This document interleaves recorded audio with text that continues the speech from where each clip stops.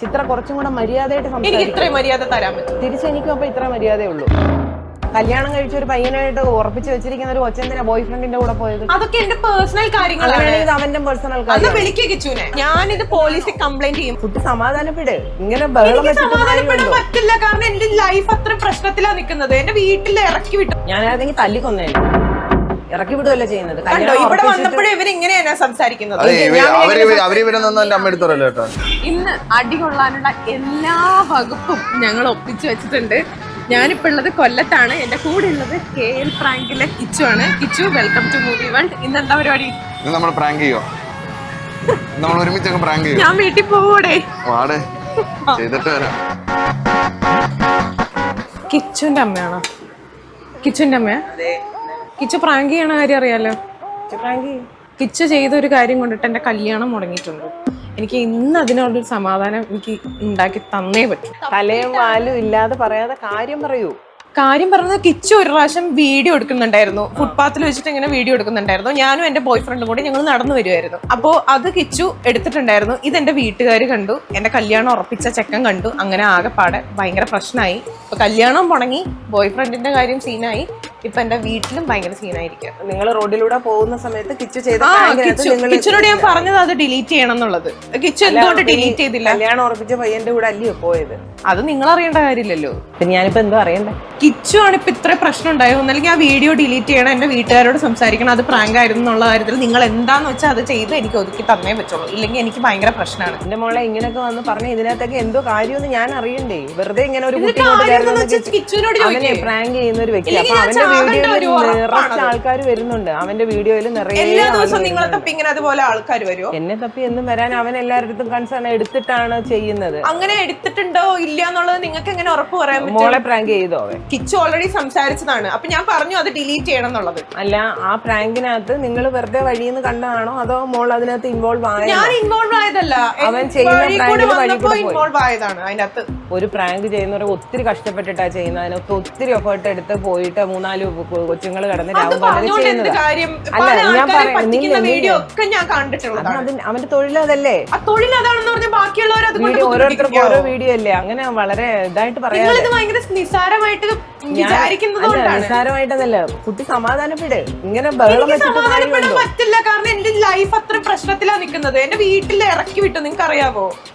ഞാനൊരു കാര്യം പറയട്ടെ, ഞാൻ അവനെ പോലെ അവന്റെ തൊട്ടകളെ ഒരു 10-23 വയസ്സുള്ള ഒരു പെൺകുട്ടിയെ പറയട്ടെ അമ്മ. പിന്നെ ഇതൊന്നും ഞാനും കേൾക്കാൻ തയ്യാറല്ല. ഞാൻ പറയുന്നത് നിനക്ക് കേൾക്കാമെങ്കിൽ നീ പറയുന്നത് എനിക്കും കേൾക്കാം. നീ ഇന്നൊന്നും വിളിച്ച് സംസാരിക്കണ്ട. കിച്ചുവിനോട് പറഞ്ഞിട്ട് സംസാരിക്കാൻ പറ്റുന്നുണ്ടെങ്കിൽ അത് സംസാരിക്കണമെന്നുണ്ടെങ്കിലേ ഞാൻ പറയുന്നതിന് മറുപടി ആദ്യം കൊച്ചു പറ. കുട്ടിയുടെ പേരെന്തുവാ? എന്റെ പേര് ചിത്ര. എന്റെ മോളുടെ അല്ലെ മോന്റെ പ്രായമേ ഉള്ളൂ. അപ്പൊ അതുകൊണ്ട് സ്വാഭാവികമായിട്ടും എനിക്ക് സാറിനോ മേഡമെന്നോ വിളിക്കാൻ തോന്നിയില്ല. അതുകൊണ്ട് വിളിക്കേണ്ട ആവശ്യം. ഓക്കെ, ചിത്ര അത് ചെയ്തത് അവൻ ചെയ്ത എന്താണ്, ചിത്ര എന്തോ പറഞ്ഞു, ഇതൊന്നും എനിക്കറിയില്ല. പക്ഷെ കുട്ടി വന്നിങ്ങനെ ഇത് ഞാൻ വർക്ക് ചെയ്യുന്ന സ്ഥാപനമാണ്, അത്രയെങ്കിലും ഒരു മര്യാദ കാണിക്കും. ഇത് ഞാൻ വർക്ക് ചെയ്യുന്ന സ്ഥാപനമാണ്. ഇവിടെ വന്നിട്ട് ഇങ്ങനെ അമ്മയാണോ ഇങ്ങനെയാണോ ഇങ്ങനെയൊക്കെയാണോ ഇങ്ങനെ ചോദിക്കാൻ പറ്റുള്ളൂ ഇങ്ങനത്തെ കാര്യത്തിന്? അങ്ങനെയാണെങ്കിൽ തിരിച്ച് ഞാനൊരു കാര്യം ചോദിക്കട്ടെ, കല്യാണം കഴിച്ച ഒരു പയ്യനായിട്ട് ഉറപ്പിച്ച് വെച്ചിരിക്കുന്ന ഒരു കൊച്ചെന്തിനാ ബോയ് ഫ്രണ്ടിന്റെ കൂടെ പോയത്? അതൊക്കെ എന്റെ പേഴ്സണൽ കാര്യങ്ങളാണ്. അവന്റെ പേഴ്സണൽ കാര്യം. കിച്ചുവിനെ വിളിക്കേണ്ട കാര്യം എന്തോ? കിച്ചുവിനെ വിളിച്ചാലേ സംസാരിക്കാൻ പറ്റുള്ളൂ. ഞാൻ വിളിച്ചിട്ട് കിച്ചു ഫോൺ എടുക്കുന്നില്ലല്ലോ. ഫോൺ എടുക്കാത്ത എന്തുകൊണ്ടാ? ചിത്ര കുറച്ചും കൂടെ മര്യാദയായിട്ട് എനിക്ക് ഇത്രയും മര്യാദ തരാൻ പറ്റും. തിരിച്ചെനിക്കും അപ്പൊ ഇത്ര മര്യാദ. കിച്ചുവിനെ വിളിച്ച് കിച്ചുവിനോട് സംസാരിച്ചോളാം. കിച്ചുവിനെ വിളിക്കാതെ എന്നാ കിച്ചുവിനെ ഇവിടെ എങ്ങനെ കാണാൻ പറ്റും? ഫോൺ വിളിച്ചേ. ഒരു കാര്യം ചെയ്യും, ചിത്രയുടെ വീട്ടിലെ ഫോൺ നമ്പർ എനിക്ക് കൂടെ ഞാൻ കിച്ചുവിനെ വിളിക്കാം. എന്റെ വീട്ടിലെ ഫോൺ നമ്പർ എന്തിനാ? പിന്നെ ഞാൻ തന്നെ കിച്ചുവിനെ വിളിക്കുന്നത്. കിച്ചു ആണ് എന്റെ വീഡിയോ എടുത്തിട്ട് പബ്ലിഷ് ചെയ്തത്. ഞാൻ ഓൾറെഡി പറഞ്ഞിട്ടുണ്ടായിരുന്നു അത് ഡിലീറ്റ് ചെയ്യണം എന്നുള്ളത്. അങ്ങനെ ഓരോരുത്തർ ഈ റോഡിൽ കൂടെ പോകുന്ന പബ്ലിക്സ് എല്ലാം എടുക്കുന്ന ഡിലീറ്റ് ചെയ്യാൻ പറഞ്ഞാൽ അങ്ങനെ റോഡിൽ കൂടെ പോകുന്നവരുടെ ഒക്കെ വീഡിയോ അതിനകത്ത് ഓട്ടോമാറ്റിക് വന്നു പോകുന്ന. അത് മനഃപൂർവ്വം ഒരാളെ ടാർഗറ്റ് ചെയ്ത് എടുത്തൊന്നും അല്ലല്ലോ. നിങ്ങളെ ടാർഗറ്റ് ചെയ്തെടുത്തതാണോ? കംപ്ലൈന്റ് ചെയ്ത മോള് തന്നെ കുടുങ്ങുള്ളൂ, വേറൊന്നുമില്ല. കിച്ചുവിനെ വിളിച്ച് ചോദിക്കാം. ഇതൊക്കെ എന്ത്? കിച്ചുവിനെ വിളിച്ച് ചോദിക്കാം, അത് ഞാൻ ചെയ്യുന്ന മര്യാദ. പക്ഷെ അത് ഇങ്ങനെ വന്ന് എന്റെ അടുത്ത് ഇങ്ങനെ വന്ന് സംസാരിച്ചോണ്ട് മാത്രം എന്റെ ടോണേ ആകെ മാറി. ഞാൻ പറഞ്ഞു കിച്ചുവിനെ ഒരുപാട് തവണ ഞാൻ വിളിച്ചു. കിച്ചുവിനെ വിളിച്ച് സംസാരിച്ച കിച്ചുവിനെ വിളിച്ച് ഇവിടെ കൊണ്ടുപോവാ. കിച്ചു എവിടെ? ഷോപ്പിലോട്ടൊന്ന് വന്നേ. വന്നിട്ട് പറയാം. നീ ഇങ്ങോട്ടൊന്ന് വേഗം വന്നേ. ഒരു തരത്തില് അങ്ങനെ പരിപാടിയൊക്കെ അവിടെ നിക്കട്ടെ. കിച്ചു എന്തോ ഇത് എന്തോ കാര്യമൊന്നും ഇവിടെ വന്നല്ലേ പറയാൻ പറ്റൂ. നീ എന്ത് ചെയ്തു നീ എന്ത് ചെയ്തില്ല എന്നുള്ളത് ഇവിടെ വന്നിട്ട് ഞാൻ തീരുമാനിക്കാം. നിന്നെ തിരക്കി ഒരാൾ ഇവിടെ വന്ന് നിൽക്കുന്നുണ്ട്. നിനക്കറിയാതെ ഇത് ഞാൻ വർക്ക് ചെയ്യുന്ന ഓഫീസാണ്. എസ്പെഷ്യലി ഞാൻ ഇതിൻ്റെ അകത്ത് ഹെഡായിട്ടിരിക്കുന്ന സമയത്ത് ഇവിടെ വന്ന് ഇങ്ങനൊരു സീൻ ഉണ്ടാവാൻ പറ്റത്തില്ല. കിച്ചു ഇവിടെ വാ, വേഗം വാ.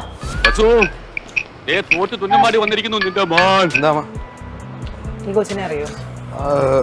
ഒരു പ്രാങ്ക് ചെയ്തായിരുന്നു സമയത്ത് മനഃപൂർവ്വം ഞാൻ ചെയ്തില്ല. ഞാനത് പറഞ്ഞിരുന്നോ കിച്ചുവിനോട് അത് ഡിലീറ്റ് ചെയ്യണമെന്നുള്ളത്? അമ്മ ഒന്നാമത്തെ കാര്യം നല്ല എക്സ്പെൻസ് എടുത്ത് പോയതാണ്. അന്ന് ക്യാമറമാനെ ഇട്ടിന് എക്സ്ട്രാ ഹയർ ചെയ്ത് കൊണ്ടുപോയിട്ടാണ് ചെയ്തത്. ഞാൻ പറഞ്ഞ കുഴപ്പമില്ല, നമ്മൾ ഫേസ് ബ്ലർ ചെയ്ത് വിടാന്ന്. എന്നിട്ട് ഫേസ് ബ്ലർ ചെയ്തിട്ടുണ്ടല്ലോ, പിന്നെന്ത് പ്രശ്നം? അല്ല ഇയാളെങ്ങനെ ഇവിടെ എത്തി? കണ്ടുപിടിക്കാൻ അത്ര ബുദ്ധിമുട്ടൊന്നുമില്ല. ഇവിടെ ചോദിച്ചു കഴിഞ്ഞാൽ അറിയാവുന്ന കാര്യമാണ്. സമയത്ത് ഇതൊക്കെ വളരെ മോശം. എടാ ഇയാൾ എന്ത് പറയാ? എന്തോരത്തില്ല എന്റെ അമ്മയുടെ ഞാൻ കിച്ചുവിനെ വിളിച്ചിട്ട് ഫോൺ എടുത്തില്ല. എത്ര പ്രാവശ്യം ഞാൻ കിച്ചുവിനെ വിളിക്കുന്നുണ്ട്, പല നമ്പറിൽ നിന്ന് വിളിക്കുന്നുണ്ട്. എന്ത് കഷ്ടമായിരിക്കും ഇതൊക്കെ. മമ്മ ഒന്ന് മനസ്സിലാക്കേണ്ട ഒരു കാര്യം എന്താ അറിയോ? എന്താ സംഭവം എന്നറിയാമോ? എന്റെ ബോയ് ഫ്രണ്ട് എന്റെ അടുത്ത് ഞാൻ ലാസ്റ്റ് മീറ്റ് ആയിരുന്നു. ഞങ്ങൾ ഇതൊക്കെ എന്ത് കഥകളാ ഇതൊക്കെ. ഞങ്ങൾ ലാസ്റ്റ് കണ്ടു കഴിഞ്ഞ് എന്റെ കല്യാണം ഉറപ്പിച്ച കാര്യം പറയാൻ വന്ന് അതൊക്കെ സെറ്റ് ആക്കി കഴിഞ്ഞിട്ട് തിരിച്ചു പോകുമ്പോഴാണ് കിച്ചുവിന്റെ വീഡിയോ. ഞാൻ അപ്പഴേ പറഞ്ഞതാണ് കിച്ചുവിനോട് ഡിലീറ്റ് ചെയ്യണം എന്നുള്ളത്. ഇപ്പൊ എന്റെ കല്യാണം മുടങ്ങിയിരിക്കുകയാണ്. പിന്നെ ഇയാള് ബോയ് ഫ്രണ്ടോടെ പോയി ഇയാളുടെ കല്യാണം എന്തിനാ നോക്കുന്നത്? ഞാൻ ഡിലീറ്റ് ചെയ്യാൻ പറഞ്ഞിട്ടുണ്ടായിരുന്നോ? ഫേസ് ബ്ലർ ചെയ്തല്ലോ. അപ്പൊ ഇയാളാന്ന് എങ്ങനെ കണ്ടുപിടിച്ച്? ഫേസ് ബ്ലർ ചെയ്തിട്ടുണ്ടായിരുന്നു കിച്ചുവിന് ഉറപ്പായിരുന്നോ? ആദ്യത്തെ കുറച്ച് സെക്കൻഡ് ബ്ലർ ചെയ്തിട്ടുണ്ടായിരുന്നോ? പെട്ടെന്ന് വന്നപ്പോ അത് ചെയ്യാൻ പറ്റിയില്ല അവിടെ. അങ്ങനെയൊക്കെ പറഞ്ഞാൽ എങ്ങനെയാ? ഞാൻ ഇപ്പൊ ഇയാളെ കല്യാണം മുടങ്ങിയ ഞാനെന്ത് ചെയ്യാൻ പറ്റും? ഒന്നല്ലെങ്കിൽ എന്റെ വീട്ടിൽ വിളിച്ച് സംസാരിക്കണം, ഇല്ലെങ്കിൽ ഞാൻ പോലീസ് കേസാക്കും. എന്നെ വീട്ടിൽ നിന്ന് ഇറക്കി വിട്ടും. ഇതൊക്കെ ഇറക്കി വിട്ടില്ലെങ്കിലേ അവള് പറയാനായിട്ട്. ഞാനായിരുന്നെങ്കിൽ തല്ലിക്കൊന്നേനെ. ഇറക്കി വിടുവല്ല ചെയ്യുന്നത്. ഇവിടെ വന്നപ്പോഴും ഇവരിങ്ങനെയാണ് സംസാരിക്കുന്നത്. എന്റെ അടുത്ത് വന്നപ്പോ നീന്നൊക്കെയാണല്ലോ സംസാരിച്ചത്. നീ എന്ന് പറഞ്ഞാൽ എന്റെ മോളുടെ പ്രായമുള്ള അതാണ് കാണാം. നീ നിന്റെ അമ്മേനെ അവര് വരുന്ന ഞാൻ സംസാരിക്കാം. അതുകൊണ്ടാണ് നീ ഇങ്ങനെ ആയി പോയത്. അങ്ങനെയാണെങ്കിൽ എനിക്കൊരു കുഴപ്പമില്ല. എനിക്ക് ഈ കാര്യത്തിന് എനിക്ക് സമാധാനം ഉണ്ടാക്കി തന്നില്ലെങ്കിൽ മോൻ പോലീസ് സ്റ്റേഷൻ സമാധാനം ഉണ്ടാക്കാം. നിന്നെ എന്താ കയറി പിടിച്ചോ? അതോ നിന്നെ ഉപദ്രവിച്ചോ? രീതിയിൽ ഇങ്ങനത്തെ വീഡിയോസ് എടുക്കേണ്ട ആവശ്യമില്ല. അങ്ങനെ നാട്ടുകാർക്ക് ബുദ്ധിമുട്ടുണ്ടെങ്കിലേ നീ കൊണ്ടുപോയി കേസ് കൊടുക്കും. ഞാൻ കേസ് കൊടുത്തു. ഒരുമാതിരി മര്യാദയ്ക്ക് സംസാരിക്കണം, അല്ലാതെ ഒരുമാതിരി സംസാരിക്കരുത്. ഈ കൊച്ചിനെ അല്ല ഞാനത് ചെയ്തത്. അതെന്തോ ആയിക്കോട്ടെ. ഇങ്ങനെ ഒരു ഇഷ്യൂ ആയിട്ട് ഞാൻ ജോലി ചെയ്യുന്നിടത്തൊക്കെ വരികയെന്ന് പറഞ്ഞാൽ എന്തോ നീ എന്താ ആ കൊച്ചു വിളിച്ചിട്ട് ഫോൺ എടുക്കാൻ? അമ്മ ഞാൻ വിളിച്ച് കാര്യം പറഞ്ഞു. അപ്പൊ പറയാം എനിക്ക് എന്ത് നഷ്ടപരിഹാരം. ആ കുട്ടി പറയുന്നത് നീ വിളിച്ചിട്ട് ഫോൺ എടുക്കുന്നതേ ഇല്ലെന്ന് പറഞ്ഞിട്ട് ഇതൊക്കെ എങ്ങനെ ഇവിടെ തിരക്കി വരുന്നത്? എനിക്കറിയത്തില്ല. ഞാനെന്തോ പറഞ്ഞു കൊടുത്തു. എനിക്കെന്ത് ഭ്രാന്ത് വന്നു? ഇയാളെങ്ങനെ കണ്ടുപിടിച്ച ഈ സ്ഥലം? മാത്രമല്ല അമ്മ എന്റെ അടുത്ത് നഷ്ടപരിഹാരം ചോദിച്ചു. ഞാൻ പറഞ്ഞു ഞാൻ എന്തിനാ നഷ്ടപരിഹാരം തരുന്നത്? അതെന്തോ അമ്മ അതും അബദ്ധവശാനത്തെ വീഡിയോയിൽ വന്ന് കയറിയതാ. അതിനകത്ത് ഇത്ര സെക്കൻഡ് ഞാൻ അതിനോട് ചോദിച്ചു അതിനാണോ വീഡിയോ ചെയ്തത്? അല്ല ആണെങ്കിൽ ഞാൻ വീഡിയോ ഡിലീറ്റ് ചെയ്യാൻ പറഞ്ഞിട്ടുണ്ടെങ്കിൽ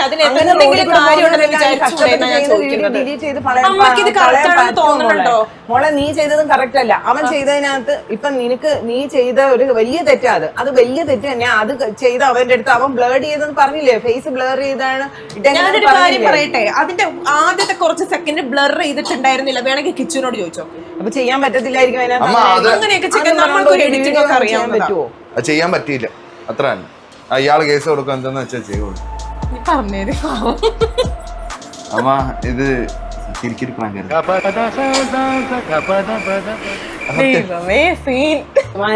പല പരിപാടി കാണിക്കല്ലോ കേട്ടോ.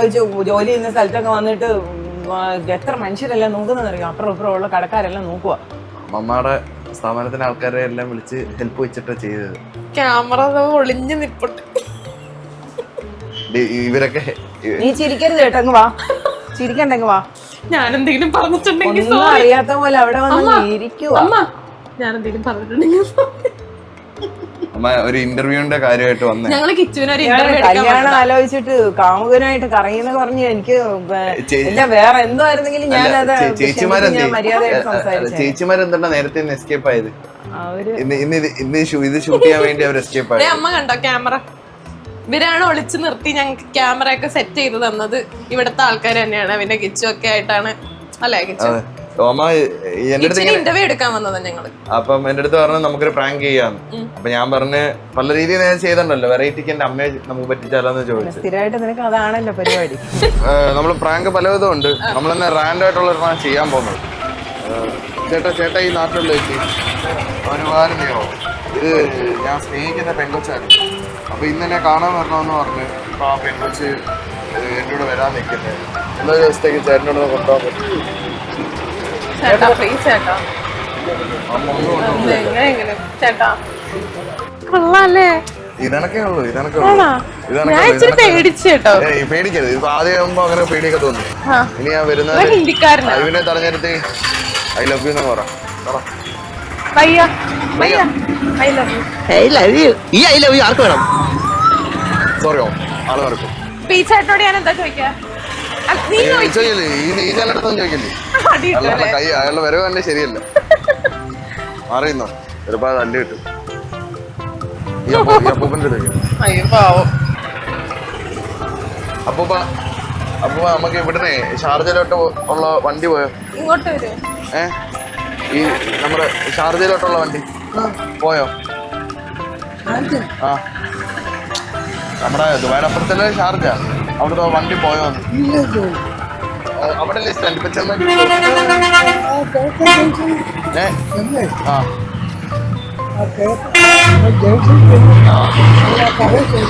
ഞങ്ങൾ ആക്ച്വലി ഒളിച്ചോടി വന്നതാ. ഇവരുടെ വീട്ടുകാർ അബുദാബിയില്ല. ഞങ്ങളപ്പോ ദുബായിലോട്ട് പോണം.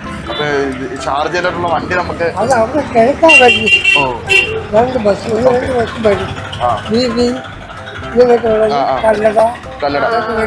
അതിനകത്ത് പോയാ പോവാൻ പറ്റും. അപ്പുറത്തൊരു ബസ് സ്റ്റോപ്പ് ഉണ്ട്.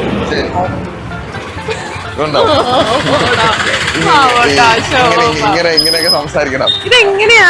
അതായത് ഒരു ധൈര്യം വേണമല്ലോ ഇതിന്. അത് അത്ര ധൈര്യമല്ല, നമുക്ക് സംസാരിക്കാനുള്ള ഒരു ഇത് വേണം, കഴിവ് വേണം. നമ്മളങ്ങ് ഇപ്പൊ നമ്മൾ ആക്ച്വലി എന്താ ആദ്യം പ്ലാൻ ഇട്ടത്? നമ്മള് ഇങ്ങനെ വന്നിട്ട് എന്തൊക്കെ വന്നു, അതിനകത്ത് മദ്യം വന്ന് ഇതൊക്കെ വന്ന് ഇങ്ങനെ നമ്മളിങ്ങനെ ഇങ്ങനെ സംസാരിക്കുക. എനിക്കൊരിക്കലും പേടിയൊന്നും തോന്നിയിട്ടില്ല. അങ്ങനല്ലേ ഇത് ചെയ്ത് നമുക്ക് പിന്നെ അങ്ങ് ശീലമാവും. നമ്മള് പിന്നെ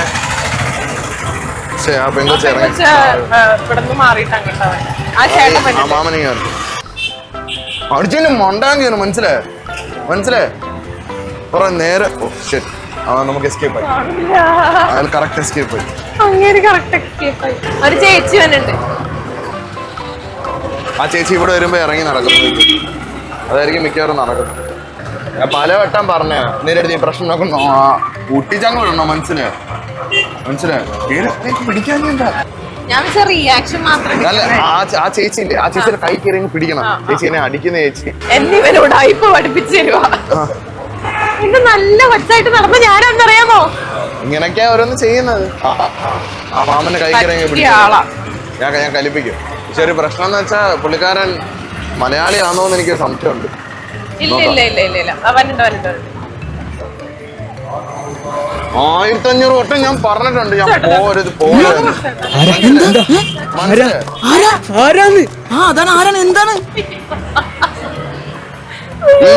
പല അയാൾ തിരിഞ്ഞു വെക്കണം. പുള്ളിക്കാരനെ ഓടാൻ സമ്മതിക്കരുത്. ഇപ്പൊ കേറി മുറുക്കി കയ്യിലങ്ങ് പിടിക്കണം. എന്നിട്ട് അവിടെ അങ്ങ് നിർത്തണം. അയാളെ പിടിക്കരുത്. അതെങ്ങനെ മനസ്സിലാവും? ഓരോരുത്തരുടെ മുഖം നോക്കിട്ട് നമുക്ക് ഇതിനകത്ത് അത് എക്സ്പീരിയൻസ് വെച്ച് നമുക്ക് മനസ്സിലായി ആരുടെ വർക്കൗട്ട് ആവും, ആരുടെ വർക്കൗട്ട് ആവത്തില്ല. കാര്യം ഇവരൊന്നും അത് തമാശയായിട്ട് എടുക്കത്തില്ല, സീരിയസ് ആവും. ചിലപ്പോ അത് പ്രശ്നത്തിലേക്ക് ഇപ്പൊ ഇങ്ങനെ കാലിലോട്ടങ്ങ് വീണു. അനുഗ്രഹം ചോദിക്കാനായിട്ട് എന്നെ അനുഗ്രഹിക്കണം. വണക്കം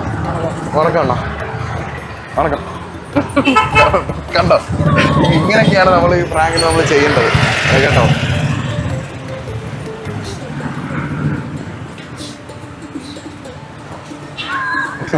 ഇങ്ങനെ നമ്മൾ ചെയ്യേണ്ടത്. അതൊക്കെ നോമ്പ് തുറക്കാൻ പോവാ. അത് മാത്രമല്ല നമുക്ക് ചിലവരെ കാണുമ്പോ നമുക്ക് മനസ്സിലാവും.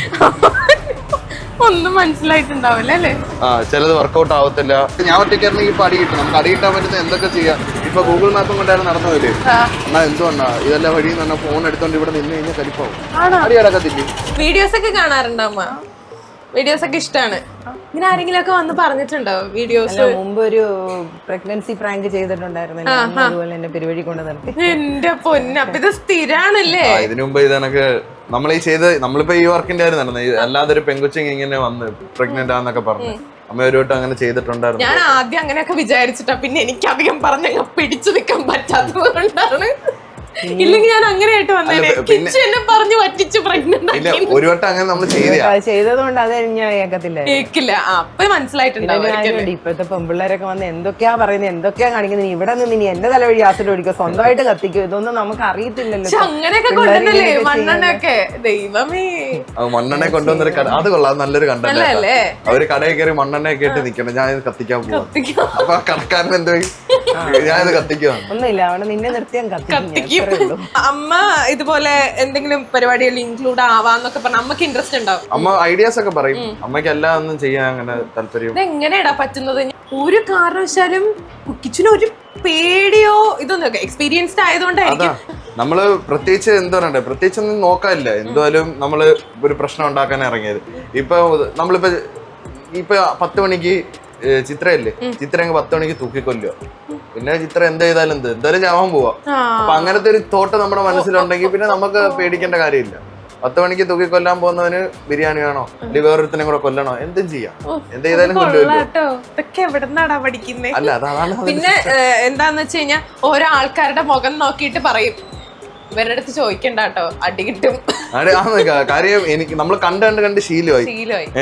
ഇപ്പൊ ഒരാള് ദൂരെ നിന്ന് വരുമ്പോഴേ അയാള് എന്തായിരിക്കും ചിന്തിക്കുന്നതെന്ന് നമുക്ക് മനസ്സിലാക്കാൻ പറ്റും. ഞാൻ ഇതിനു മുമ്പ് മെന്റലിസവും ഹിപ്നോട്ടിസവും ഒക്കെ പഠിച്ചിട്ടുണ്ട്. അപ്പൊ പഠിച്ചിട്ടുണ്ട് തന്നെ അതിനകത്ത് നമ്മൾ ഫേസ് എക്സ്പ്രഷൻസ് പഠിക്കും. അത് ഇതിനകത്ത് വെച്ച് നമുക്ക് പെട്ടെന്ന് കാണുമ്പോൾ അറിയാം. വല്ലാത്തതരം എക്സ്പീരിയൻസസ് ഒക്കെ ഉണ്ടായിട്ടുണ്ടോ? തീർച്ചയായിട്ടും ഈ കാണുന്ന പാടൊക്കെ വല്ലാത്തൊരു എക്സ്പീരിയൻസ് ആണ്. എങ്ങനെയുണ്ടമ്മ? എക്സ്പീരിയൻസ് അല്ലേ ഇത്? തന്നെ മതിയല്ലോ. ക്യാമറയെ കൂടി ഇതൊക്കെ കണ്ടിട്ട് സാറ് വിചാരിക്കുന്നുണ്ടോ അവിടെ എന്താണോ എന്തോ നമ്മള് വേഗം പോവാം. നമ്മള് വേഗം ഈ കരിമണി, അതായത് ഇപ്പൊ കിച്ചുവിന് എന്താ പറയാ ഹാൻഡിൽ ചെയ്യാൻ പറ്റാത്ത തരത്തിലുള്ള എന്തെങ്കിലും ഒരു സിറ്റുവേഷൻ. തീർച്ചയായിട്ടും. എന്താണ്ട് ഇതിന്റെ തൊട്ട് ഫ്രണ്ടിൽ ഒരു കട ഉണ്ടായിരുന്നു. ഇപ്പൊ മാറി. ആ കടയിൽ ഒരു പ്രാങ്ക് ചെയ്യാനായിട്ട് നമ്മൾ ചെന്ന സമയത്ത് ആരും ഇല്ലായിരുന്നു. പുറത്ത് ഇറങ്ങി തിരിച്ചു വന്നപ്പോഴത്തേക്ക് അതിനകത്ത് പുറത്തുനിന്ന് കുറെ കസ്റ്റമേഴ്സ് വന്നു. അവരെല്ലാം കൂടെ എടുത്തിട്ട് എന്നെ ഇടിച്ചു. ആ പാടായി. ഞാൻ പ്രതീക്ഷയില്ല അടി കിട്ടുമെന്ന്. ഗ്ലാസ് എടുത്ത് അടിച്ചു. എന്തായിരുന്നു പറഞ്ഞത്? ഞാൻ കടയിൽ കയറുന്ന മറ്റേ MDMA അടിച്ചു. അന്ന് MDMA ഒക്കെ വരുന്നതേ ഉള്ളൂ. അല്ല മറ്റേ കേക്ക് കട്ട് ചെയ്ത് കല്യാണം ഉറപ്പിച്ച് വെച്ചിരുന്ന ചെറുക്കന്റെ പെണ്ണിന്റെയും കൂടെ കേക്ക്. അതല്ല മറ്റേ അത് വേറെ അടി. അത് വേറെ അടിയാ. അത് വേറെ കിട്ടിയത്. അത് സംഭവം എന്ന് വെച്ചാൽ കേക്ക് മുറിക്കാൻ ചെന്ന്, പക്ഷെ എനിക്ക് ആള് മാറിപ്പോയി. കേക്ക് മുറിക്കേണ്ട പറ്റിക്കാൻ നിന്ന ടീം ഉണ്ടല്ലോ, ആൾക്കാർ ഞാൻ അറിയാതെ പോയി വേറെ ആൾക്കാരുടെ അടുത്ത് വെച്ച് അവസാനം അവിടെ നീട്ടിയിടി. അതിന്റെ പറഞ്ഞാണ് ഈ കയറുന്നത്. ഇത് ആക്സിഡന്റ്. ഇത് അടി കിട്ടിയതാ. ഇത് ആക്സിഡന്റ് ആയതാ. ഇത് അല്ലാതെ അടി. ഇതൊക്കെ ഈ അടി കിട്ടി വരുമ്പോ അമ്മ എന്താ അമ്മ പറയാ? നമുക്ക് നല്ല വിഷമം ഉണ്ടാവും. നമ്മുടെ മക്കള് അടി കിട്ടിയൊക്കെ വരുമ്പോ നല്ല വിഷമമല്ലേ. എന്നാലും എപ്പോഴെങ്കിലും പറഞ്ഞിട്ടുണ്ടോ നമുക്കിത് നിർത്താന്നൊക്കെ? നിർത്താന്ന് പറഞ്ഞിട്ടില്ല. കാര്യം അവന്റെ പാഷനാണത്. അവനോട് ഞാൻ തുടർന്ന് പഠിക്കാൻ പറഞ്ഞിട്ടുണ്ട്. ഞാൻ MBAക്ക് അഡ്മിഷൻ ഒക്കെ എടുത്തിട്ട് ആൾക്ക് അവനത് വേണ്ട. അവന്റെ പാഷൻ ഇതാണ്. അവൻ ഇതില്ലാതെ ജീവിക്കാൻ പറ്റത്തില്ല. അതുകൊണ്ട് അവൻ ഇത് ചെയ്യും. അതിപ്പോ പൈസ കിട്ടിയില്ലെങ്കിലും അവനതായി. വളരെ നല്ലൊരു പാഷനാണ്. പക്ഷെ എന്താ പറയാ, ഇത് അങ്ങനെ എല്ലാവർക്കും പറ്റുന്ന ഒരു കാര്യമല്ല. പിടിച്ചു നിക്കണ്ടേ, ഭയങ്കര പാടാ. ഇപ്പൊ നമ്മള് ചെയ്തില്ലായിരുന്നോ കുറച്ച് റോഡി ഇറങ്ങി? അപ്പൊ എന്തായിരുന്നു എക്സ്പീരിയൻസ്? നല്ല എക്സ്പീരിയൻസ് ആയിരുന്നു. ഞാൻ വിചാരിച്ചു, ഞാൻ ആദ്യമേ പറഞ്ഞിട്ടാ പോയത്, എങ്ങനെ അടി കിട്ടുമോ ഇല്ലയോ എന്നുള്ളത്. അടി കിട്ടുന്നതല്ല പ്രശ്നം. നമുക്ക് നേരിടാം. നമുക്കൊരു പ്രശ്നം വരുമ്പോ അടി കിട്ടിയാലും ശരി നമ്മൾ ഹാൻഡിൽ ചെയ്യണം. അതിനെ എങ്ങനെയാണ് നമ്മൾ ഹാൻഡിൽ ചെയ്യുന്ന രീതി അത് കോമഡി ആക്കണം. ഒന്നും അറിയാം. ആ അപ്പൻ വഴി പറഞ്ഞതുണ്ട്. ഷാർജയിലേക്കുള്ള വഴി ചോദിച്ചപ്പോ ആ അപ്പൻ അവിടെ സ്റ്റാൻഡിന്റെ പരിസരത്ത്, ഷാർജ, അബുദാബി, ദുബായ്, എനിക്ക് എല്ലാ റൂട്ടിലോട്ടോ ബസ്സും വഴിയും പറഞ്ഞു തന്നു. എനിക്ക് 2 എണ്ണം അടിക്കാനായിട്ട് കമ്പനി. ഇതിങ്ങനെ സിസ്റ്റം ആയത് അടിപൊളി. അപ്പൊ എന്തെങ്കിലുമൊക്കെ പ്രശ്നങ്ങൾ വന്നാൽ ഇത് നേരിടാൻ ഭയങ്കര എളുപ്പമായിരിക്കും. കാരണം ഇങ്ങനത്തെ ഉള്ള സിറ്റുവേഷൻസ് ഹാൻഡിൽ ചെയ്യുന്ന ഒരാളാവുമ്പോ എളുപ്പമായിരിക്കും. ഇത് നമുക്ക് അത് മാത്രമല്ല, നമ്മൾ ചെയ്യുന്ന ഓരോ പ്രാങ്ക് ഓരോ മെസ്സേജും കൂടാ. ഇപ്പൊ ഒരു കടയിൽ കയറിയെന്ന് ഒരുത്തൻ ഇങ്ങനെ ചെയ്യുന്നത്, അല്ലെങ്കിൽ ഒരാളെ ഒരു പെങ്കൊച്ചിനെ ഉപദ്രവിക്കുന്നത്. ഇപ്പൊ നമ്മൾ റോഡിൽ കിടന്ന് ബഹളമൊക്കെ ഉണ്ടാക്കി. അപ്പൊ എങ്ങനെ സമൂഹം അതിനെ റിയാക്ട് ചെയ്യും? ഓരോ പ്രാങ്ക് എന്ന് പറയുന്നത് ശരിക്കും പലപ്പോഴും നിങ്ങൾ നോക്കിയാൽ മതി. കറന്റ്ലി വാർത്തകളിൽ വരുന്ന കേസുകളും ഇതിനെ ആസ്പദപ്പെടുത്തിയിട്ടുള്ള കണ്ടന്റുകളാണ് നമ്മൾ ചെയ്യുന്നത്. അപ്പൊ ആ കണ്ടന്റുകൾ എല്ലാവർക്കും ഒരു മെസ്സേജ് ആയിട്ട് പോകാൻ വേണ്ടി കൂടാണ്. അപ്പൊ ശരിക്കും പറഞ്ഞാൽ എന്തെങ്കിലും പ്രശ്നങ്ങളൊക്കെ ഉണ്ടായി ഇതുവഴി എളുപ്പമായിട്ട് നേരിടാൻ പറ്റുന്നുള്ളത് കിച്ചു തെളിയിച്ചോണ്ടിരിക്കുകയാണ്. പിന്നെ ഒരു കാര്യം എടുത്തു പറയേണ്ടത് എന്താന്ന് വെച്ചാൽ, നമുക്ക് ഈ ഒരു പ്രാങ്കിനുള്ള സെറ്റപ്പ് ഒക്കെ ചെയ്തു വന്നത് അമ്മയുടെ ഇവിടുത്തെ ഷോപ്പാണ്. അമ്മ ഷോപ്പിലെ അമ്മയുടെ സഹപ്രവർത്തകരാണ് ഇതൊക്കെ സെറ്റ് ചെയ്ത് പണി തന്നത്. തന്നതല്ലേ. അതെന്തായാലും കലക്കി. അല്ല അത് എപ്പോഴും ബോബൻ ചേട്ടനും മറ്റേ ചേച്ചിമാരെ നേരത്തെ അങ്ങ് അവരെയൊക്കെ നേരത്തെ അന്നേരം ബോബൻ ചേട്ടൻ എപ്പോ കാണുമ്പോഴും ബോബൻ ചേട്ടൻ എന്റെ അടുത്ത് പറയും അമ്മക്കിട്ടൊരു പണി കൊടുക്കണ്ടേന്ന്. അങ്ങനെ ബോബൻ ചേട്ടനെ വിളിച്ചു പറഞ്ഞപ്പോഴും പിന്നെന്താ ഇന്ന് തന്നെ സെറ്റ് ചെയ്തു. ബോബൻ ചേട്ടൻ കറക്റ്റ് ചേച്ചിമാരെ എല്ലാം നേരത്തെ എക്സിറ്റ് ആക്കുകയും ചെയ്ത് ഞാൻ എന്റെ കഷ്ടകാലത്തിന് ജസ്റ്റ് ഈ ഒരു സൂചി മേടിക്കും അപ്പുറത്തെ കടയിൽ ഇതാണ് സൂചി കേട്ടാൻ അങ്ങോട്ട് പോയേ ഉള്ളൂ. ആ സമയത്ത് ഇവിടെ നിൽക്കുന്ന ബോബൻ പറഞ്ഞ് മോൻ തിരക്കി റോഡിലോട്ട്. ഞാൻ പിന്നെ റോഡിലോട്ട് പോയപ്പോഴത്തേക്ക് അപ്പോഴത്തേക്ക് ഇതിനകത്ത് സെറ്റപ്പ് ആക്കി എന്നെ തിരക്കി വന്നില്ല. അപ്പോഴത്തേക്ക് ഞാൻ ഓടി എന്നെ കാണാതിരിക്കാൻ. അതാണ് അവിടുന്ന് വേഗം വന്നിട്ടാ. എനിക്കത് പേടിയുണ്ടായിരുന്നു. ഇനിയിപ്പൊ കിച്ചു വിളിക്കുമ്പോ വേഗം വന്നു കഴിഞ്ഞാൽ അമ്മക്ക് വല്ല സംശയം തോന്നുന്നൊക്കെ. ഇല്ല ഞാനത് പറഞ്ഞ അപ്പുറത്ത് പോണ്ടെന്ന് അപ്പുറത്തെ കടയിൽ നിൽക്കുമെന്ന് പറഞ്ഞു. ഞാൻ സ്ഥിരം ഇവിടെ വരുന്നയാ. ഓക്കെ അടിപൊളി. അപ്പൊ കിച്ചു അടിപൊളിയായിട്ടുണ്ട്. അപ്പൊ ഇനിയും കാണാം. പ്രാങ്ക് പരിപാടികളൊക്കെ തുടരണം. നമ്മൾ ഇനിയും കാണാം. തീർച്ചയായും ഉയരുണ്ടെങ്കിൽ നമ്മൾ ചെയ്യും. ഉയിര് ഉണ്ടാവും. എന്തായാലും ഈ വീഡിയോ കഴിഞ്ഞപ്പോ ഞാൻ എന്തായാലും ജീവനോടെ ഉണ്ട്, കിച്ചുവും ജീവനോടെ ഉണ്ട്. അപ്പൊ ബൈ.